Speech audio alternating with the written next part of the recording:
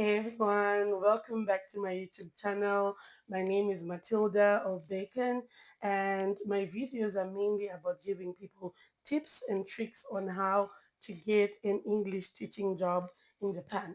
And if it's right up your alley, please, I would appreciate it if you took your time to hit the subscribe button right there.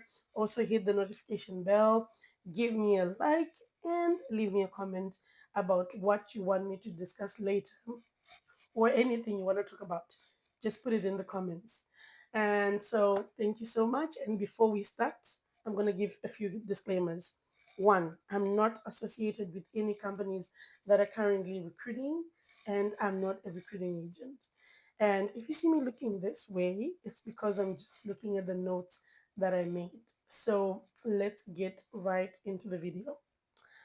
So today's video is about the qualifications that you need for you to be able to get a job in Japan. So this video is going to be in four parts. And let's look at part one, the legal and must-have requirements. Number one, you need a bachelor's degree. So every school or government program that sponsors a work visa requires for you to get a 4 year, at least a 4 year degree.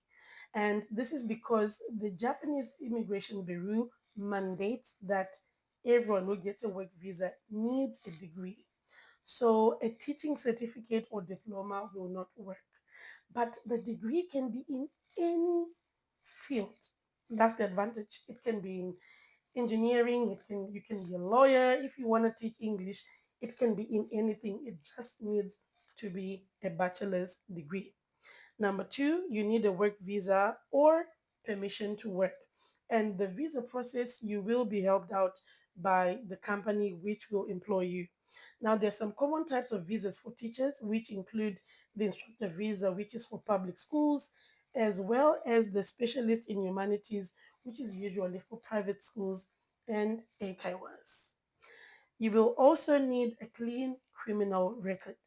So you have to go to the your local police station, where they'll give you, they'll check, they'll verify, and then they give you a small paper which you'll be using during your application process. It's definitely needed. Then lastly, your English proficiency. It can be native or near native. I am considered near native in Japan because I'm from Zimbabwe, and Zimbabwe is not considered native. Part 2, preferred helpful qualifications. Now, what are these? These include TEFL, TESOL, CELTA, and other qualifications. And these are usually required by international companies, and a few AKIWAs might ask you to have them, but they are not mandated. It's just an added advantage. Then teaching experience as well. It's not always required, but it's useful to have some experience. So this experience can be teaching any age group, and it can also be even tutoring or voluntary work. It doesn't have to be a paid actual gig. You can just put the experience from even just teaching your cousin. It's part of the teaching experience. Then additional skills can be knowledge of some Japanese culture or Japanese language, but it's not a must for you to be able to speak Japanese. Most companies actually do not want you to use Japanese in class with the students. Let's move on to part 3. We're going to be talking about extras that can make you stand out. The first thing is definitely an advanced degree, which means master's or doctorate. And people who get these certifications usually are able to score higher paying jobs like at private schools, international schools, or universities. Then you can also get certifications with practical components, which means any teacher training, which includes observed teaching, lesson planning, and stuff like that. That can help you stand out. You can get those on Allison, the website. And you can also do specialization, which includes uh, business English, early childhood education, That can also help you to stand out. Building a portfolio and making demo lessons is always good.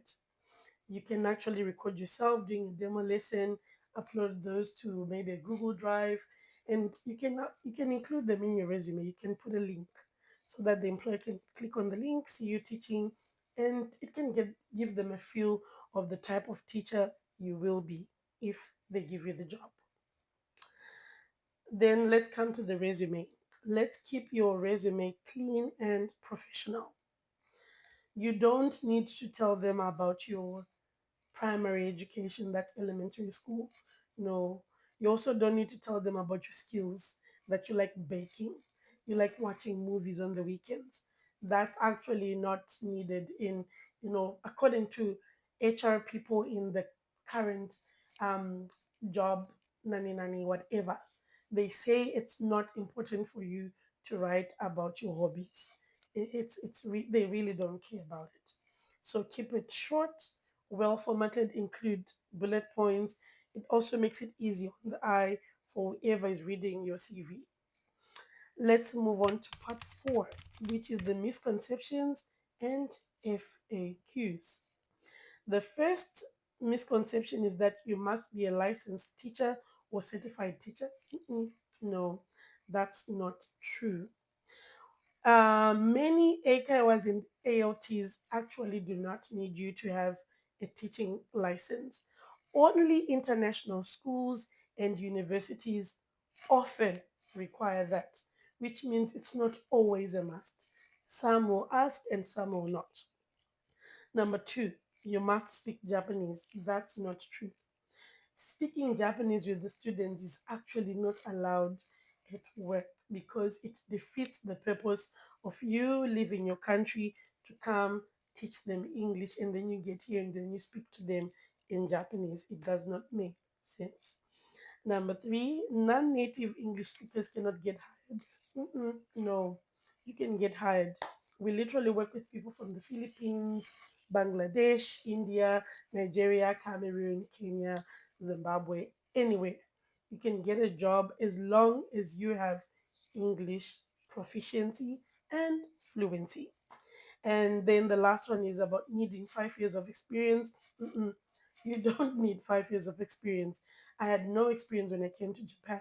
So, no. But having experience will definitely, boost your chances of getting a job. So let's wrap things up into something small, bite sized, and easy to understand. So, in short, your must haves are bachelor's degree, work visa eligibility, clean criminal record, and strong English fluency and proficiency. Now, some helpful extras include TEFL, TESOL, CELTA, experience, advanced degrees or certifications, and specialty skills. Let's talk about what you can do in preparation before getting the job. Definitely, if you don't have a TEFL or TESOL certification, look into getting it. It's quite affordable. Teacher Records actually gives it for free. Gather your transcripts, proof of education, criminal record check, as well as other requirements you might need. And please build a basic demo lesson plan. And the last thing, research the schools you're applying to. So that was all for today. Thank you so much for watching, guys. I'll see you in the next video. Please subscribe and like my video. Bye.